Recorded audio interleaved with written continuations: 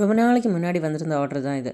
இது வந்துட்டு அவங்க பையனுக்கு கார் வந்து ரொம்ப பிடிக்கும். ஸோ கார் தீம்லேயே அந்த கேக் ரெடி பண்ணி கொடுங்கன்னு கேட்டிருந்தாங்க. எனக்கு தெரிஞ்சு ஈஸியாக பண்ணுறது மாதிரி இருக்கிற ஒரே கார் கேக் வந்து இதுதான். இது ரொம்ப சிம்பிளாக பண்ணிடலாம். ஃபாண்டன்ட் ஒர்க்கோ அந்த மாதிரி எந்த இதுவுமே இதில் தேவையில்லை. எல்லாமே க்ரீம்லேயே நமக்கு ரெடி பண்ணி எடுத்துடலாம். எனக்கு இது ரொம்ப சிம்பிளாக இருக்கும். இதே டிசைனில் தான் நான் எங்கே கார் கேக் கேட்டாலும் செய்து கொடுக்குறது.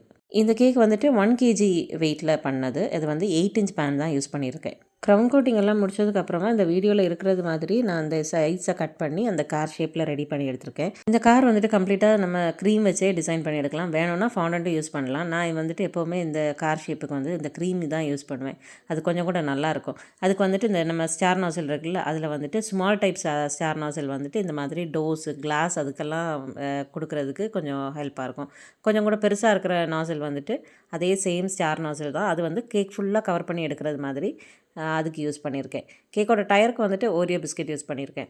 இதில் வந்துட்டு இந்த டோஸ் விண்டோஸ் இதெல்லாமே ஹைலைட் பண்ணி கொடுக்குறதுக்கு சாக்லேட் கனாஷ் யூஸ் பண்ணலாம். இதில் வந்துட்டு இந்த சின்ன பசங்களுக்கு கொஞ்சம் அட்ராக்டிவாக இருக்கிறது மாதிரி இருக்கணும்னா கொஞ்சம் ஐஸ் மாதிரி அந்த காரோட ஃப்ரண்ட் கிளாஸில் ஐஸ் வச்சு கூடவே ஒரு ஸ்மைலி ஃபேஸ் இருக்கிற மாதிரி ரெடி பண்ணி எடுத்திருக்கேன்.